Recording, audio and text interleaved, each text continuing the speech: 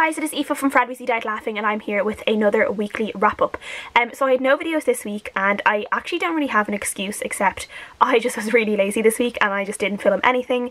I just wasn't really arsed. So I just gave myself a little bit of a break and I am ready to film a few videos today, so I will have some more up next week. So I will just get straight on into the wrap up, and I read 4 books this week. And the first book I read was The Next Always by Nora Roberts, which I think is the first book in the Boonsborough Inn series or trilogy, and this is a book that I pulled out of my TBR jar a few months ago, or a couple months ago, when I did my TBR jar video. So I'm just kind of slowly ticking them off, as you guys know. So I picked this one out and I was really excited to pick this one up because I've heard quite a lot about Nora Roberts and I know a little bit about her, but I've never actually read any of her novels yet. So I was really excited to pick this one up and finally see what she was about.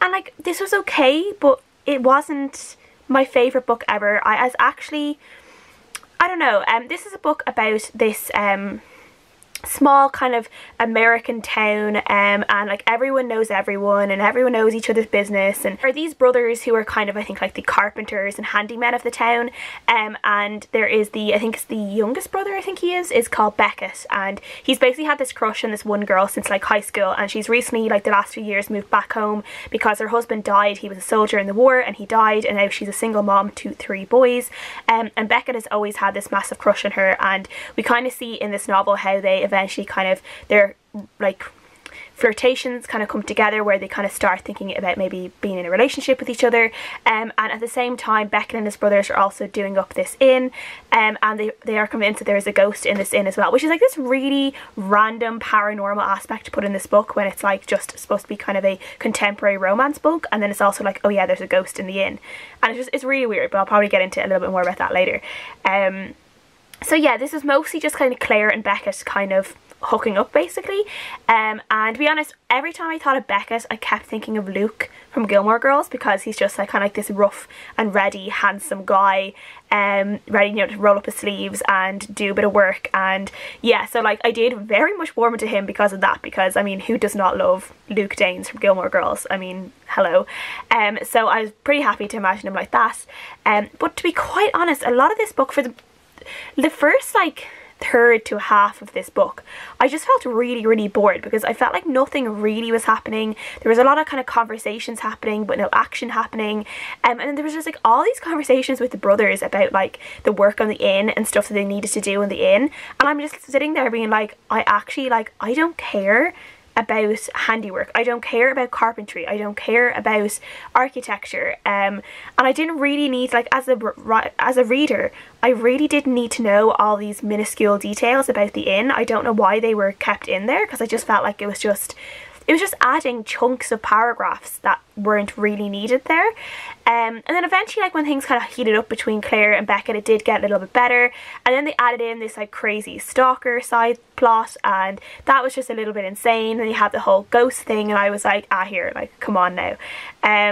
So yeah, the paranormal ghost thing I just was not really buying. I just don't think, I don't know, I just thought it was so kind of stupid, I think. I don't know, I just don't think it really needed to be in there when this was mostly just a contemporary romance book. You can't just like throw in a ghost for like no reason really. And yeah, like they didn't even find out about the ghost. They didn't even go to see like who she was or look into any background about who she could be. Like she was just this ghost that apparently opened and closed doors for no reason. Like, I don't know, it was just really strange. So I gave this a 3 out of 5 stars, because like, I mean, I did enjoy it for what it was, which was just kind of this sweet romance story, and sometimes you really need those kind of stories, so that was fine. But there was just some other bits of it that just went so crazy and over the top. I was just like, come on. Like, I feel like I've read this story before, except the whole like paranormal bit, but like I've read this story before and I feel like I've read it maybe a little bit better. Like, kind of the stuff that was happening in this book reminded me a tiny bit of like what I've read in the Lucky Harbour series by Jill Shalvis, which I read the first 3 books in that. So I kind of like those kind of like the siblings and then the 3 friends, or you know, all hooking up with each other. And like, you can literally, like, even though the next 2 books are focused kind of on the other brothers, but you already know who they're going to end up with because of this book. You know exactly who they'll end up with, and it's just one of those, which, like, I mean, those are fun, but at the same time I do feel like I have read that before in the Jill Shalvis series, Lucky Harbour. So yeah, I don't know if I'll read the next one. Maybe if I get it really cheap on Kindle, maybe, I don't know. But for now, this was a 3 out of 5 stars, and it was enjoyable, but but it wasn't great. The book I read I did have a physical copy of, but I have since brought it back to the library, and that was The Mermaid and Mrs Hancock by Imogen, Hermes, Gowar, and this is longlisted for the Women's Prize for Fiction. The shortlist I think is going to be announced this week coming, so I'll be pretty excited to see what is shortlisted. This is really just a historical fiction novel set in, I think it's the late 1700s or the early 1800s, I think. And it is about this man called Mr Hancock, and he's kind of like a merchant. He's doing okay. He's not like super rich, but he's doing okay. And then one day one of his captains comes back and says, well, I've sold your ship, but I sold it because I'm after buying this little mermaid baby thing, and has like this kind of like weird corpse of like a mermaid baby. And Mr Hancock ends up earning a lot of money from people wanting to see this weird demonic mermaid thing, and through this he ends up becoming acquainted with this woman called Angelica. Angelica is basically like an escort slash prostitute, and she's always looking for kind of, you know, like a man who she can be a companion to, and we're kind of getting POVs from Mr Hancock, and we're getting POVs from Angelica, and we're kind of seeing what her life is like. This was a really, really good look at seeing like how these women had to depend on these men, and sometimes these men could be really, really flaky and just kind of use and abuse them, and how they could end up on the street for like, you know, within a couple of weeks of like leaving them, because, you know, they just had no other way really to earn money the way in the situation that they were, and they could choose to be kind of kept by these bawds, which are like these bawdy houses, or like a madam kind of runs these houses, where they're basically almost enslaved, because they're always racking up like these imaginary charges that they have to pay back the madam, and Angelica doesn't want to go back into these places, so she's trying to figure out how to survive on her own. And then she obviously meets Mr Hancock. Mr Hancock is a very generous, gentle, kind man, obviously falls in love with her, and we're kind of seeing how they end up kind of coming together, and how the mermaid has to do with Mrs Hancock, which obviously will become Angelica, and how the mermaid kind of leaves a trail in the relationship, and how it could actually end up destroying them, even though it kind of brought them together at the same time. I really enjoyed this one eventually. I think it kind of took me a while to get really into it, but I really enjoyed it because I wasn't really expecting the Angelica side to it, and I really enjoyed seeing just her life, and seeing how she had to survive and the troubles she had to kind of go through. And it actually really, really reminded me, I think, because there was the madams with the houses, and the girls who were like, you know, real high class prostitutes, if you know what I mean. They weren't just like, you know, harlots or whores out in the street. Reminded me of the Hulu show Harlots, which I really, really enjoy. And so I think if you do like that show, you might actually like this book, because there are kind of some similarities between the two. And yeah, I just thought this was just a very like nice, interesting novel, and it kind of gave me this like superstitious feeling there. I was like, I really didn't know what the ending was going to be like. I didn't know whether, I had this terrible feeling that the ending was going to be a very sad ending, and I won't tell you if it will or not, but it does give you that kind of feeling where you're like, oh no, like what's going to happen to them, like are they going to be okay, will everyone die, like who knows. But yeah, I just really enjoyed it. Yeah, I really enjoyed it. I gave it a 4 out of 5 stars. Like, it wasn't my favourite book ever, but I did really, really enjoy my time reading it, so I'm glad I picked it up. The next book I read was Women and Power by Mary Beard, and this is a book that was lent to me by a friend. It's just a short little book, a series of 2 different lectures that Mary Beard gave. I really, really enjoyed this one. I gave this 5 out of 5 stars, which actually, to be honest, most people seem to give it.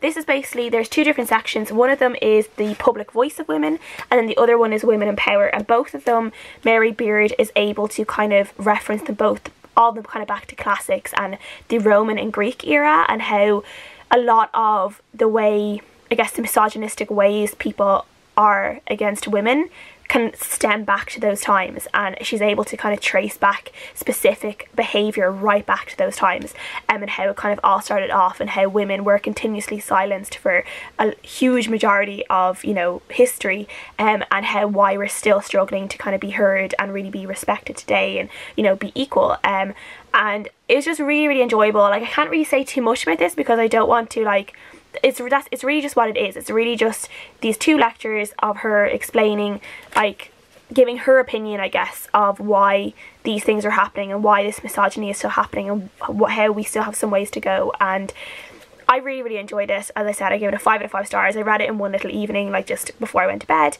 So it's a really enjoyable one to just kind of sit down with a cup of tea and just fly through.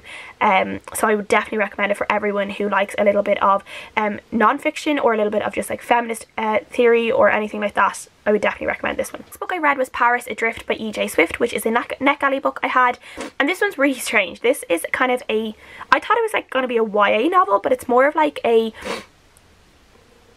new adult, even though it's not like new adult because it's not like sexy, but like science fiction novel. I guess it's a YA science fiction novel really, even though the characters are all, I think, in their early 20s. This is about a girl called Hallie who goes to Paris because she's just trying to give herself a new life. She goes to Paris, she ends up becoming a barmaid in this this club called Millie's, which is right beside the Moulin Rouge in Paris, and she basically ends up discovering in this section in the downstairs of this club that she is able to time travel, and only she's able to do this. She's able to time travel, and she ends up finding herself in these different situations in historical Paris, and what we know but what Hallie doesn't know is that there are people like in the future who have basically kind of arranged for Hallie to be able to try time travel, and for them they are trying to get her to change some things in the past so their future can be better, because basically the future is shite and the world is like ending and everyone is dead.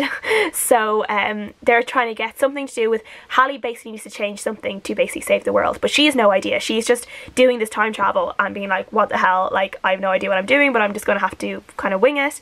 And to be honest, the way she does when she actually realizes that she's time traveling and like she has to wait a while before she's able to go back to her time, or go forward to her time I should say, she's really able to adapt really well into these situations, into these like historical Parisian situations, and they're really enjoyable to read, and I really enjoyed it. I started this book and I wasn't really sure if I would get on with it, and I was kind of, for the first third I guess of it, I was really like, ooh, like will I DNF this? I don't know if I really understand everything, because the first kind of opening chapter is very heavy in all these weird like names and titles of things, and I feel like that chapter doesn't even actually have to be in there. I think we could have just started off with Hallie's chapter without seeing the glimpse of the future and just gone with her time traveling and then have that explained throughout. I don't think we actually needed that first kind of opening chapter, because I think it left me very confused and I think it would leave other people confused, and it's a little bit off-putting. But eventually I got on with it, and once I got into like where she properly time travelled to like 1875 Paris, I really enjoyed that bit, and I was kind of like hooked onto the story from there. And I really liked seeing where she was going, what she was doing, the people she was meeting, the things she was changing without meaning to change.